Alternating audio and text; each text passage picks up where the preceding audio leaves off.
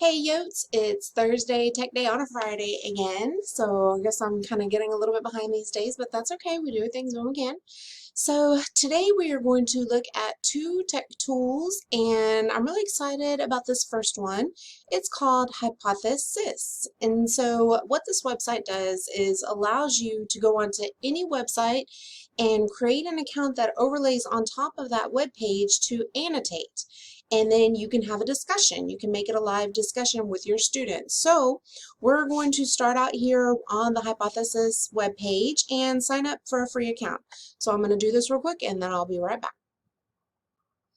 Okay, so I'm back and I have created my free account. So what I'm going to do here to get started is to install the Chrome extension. So we've seen Chrome extensions before. You just click on this thing.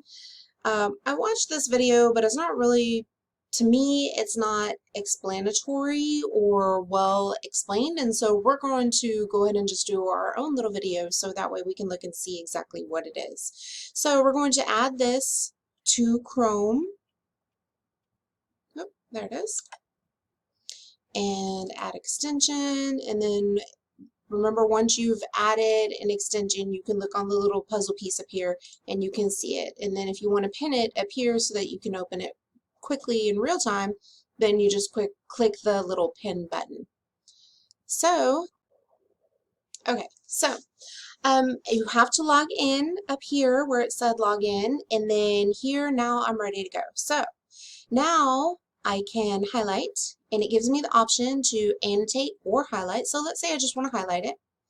And then if you were to go on and you sign up on this with your extension, so then you would be able to see it and you would be able to comment or you could annotate on it. So let's say that I wanted to go down here and that we want to just collaborate on this section. So then I can go to getting started and I want to say annotate, and I'm going to ask, how could you use this in your classroom? So imagine that you were on a website that had a story on it. You were doing some reading. You were annotating text. You wanted to get students conversing about a specific text or some history if you were a history teacher and you wanted the students to be talking and collaborating on a history text that they could go on and read, or a video, or if you're in math and you wanted students to be able to talk about and discuss how to work through certain problems. There's a variety of different ways that you could be using this. Talk about the scientific hypothesis, the scientific theory. There's a lot of science, also websites that you can go on, and again, students can go on and they can collaborate and hypothesize. So I'm going to click here, post to public. So now you could go on and see this. So I'm going to share this, share annotations on this page, and so I want y'all to be able to go on. So I'm going to copy the link, and then here, anyone using this link may view the annotations in the group. Private annotations are only visible to me, but none of this is private. So let's say that I wanted to make it private. If I wanted to go to edit, and then I could click here, and instead of it being public, I could make it private if I wanted to. So that is kind of the general gist of Hypothesis, and I really hope that y'all will go on and that you will contribute to this discussion and conversation about ways that you could use this to collaborate in your classroom. Okay, the next tech tool that we're going to talk about today is actually one that Mr. Ennis shared with me, and it's called Varsity Tutors. This has several different options available on it. So if students were interested in getting a tutor that they could use from home, they could click on tutoring, and let's say academic, and let's say that I had needed help with math, because I've told y'all before that there's a reason I don't teach math or never taught math. So let's say I needed help with calculus. So I could go on here, and as a student I could find a tutor, and they charge pretty much, they kind of charge the same. So let's say I wanted to get started, and then I'm looking for one for my child. I want to do something right away. I sign up, they send me a link, and then they give me a price. I'm not sure exactly how much it is, but I don't think it's very expensive. I want to say it's like $20 an hour. So here's a way for students, if they are interested or if they're in need of a tutor, they can go on and get tutoring from real teachers or real people who are experts in their field. The other thing here is classes. So I could go in, let's say again that I'm looking for calculus help, and I want to go in and I just want to see some classes here. You could pay for a class.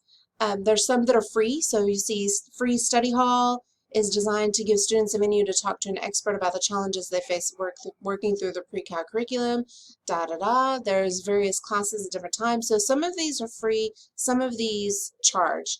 And again, options for students, but there are some free options. There's still self-study.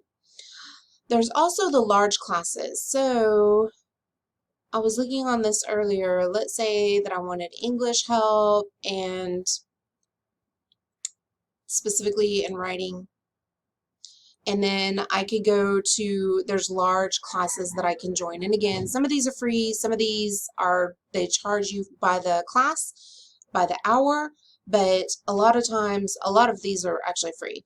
And then learning solutions. Oh, here it is. So you get private one-on-one tutoring, you get small group classes, those are the ones that are charging for, or they charge for free large classes, and these are the ones where students can go on and basically they're just watching a live tutorial happen and they can follow along and maybe it'll help them with their work. So a lot of activities here, a lot of solutions for students who are struggling to get extra help or to have enrichment. This could be enrichment activities that you do. If you wanted to, you could even come on here. You could assign a class, one of the free classes, and then you could do a hypothesis on top of it and have the students talk about the class. What did they learn? What are some of the topics that were discussed? What are some questions that they have? There's a lot of ways for you to integrate hypothesis and on any website. So just another idea for you to be able to use these two tech tools.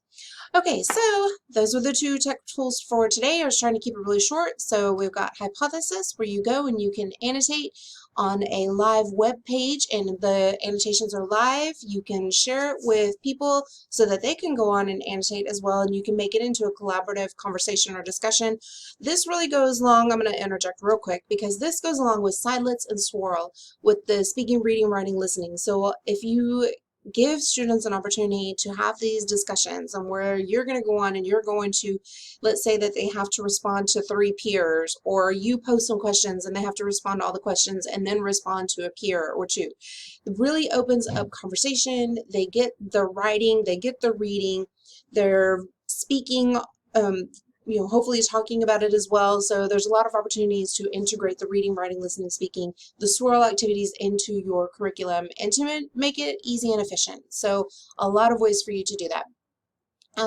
As always, I hope that you're having a great day, that you stay warm and safe on this frigid weekend, that the activities that you do on Monday are useful, and that you have a safe weekend, and we'll see you later. Go Yotes!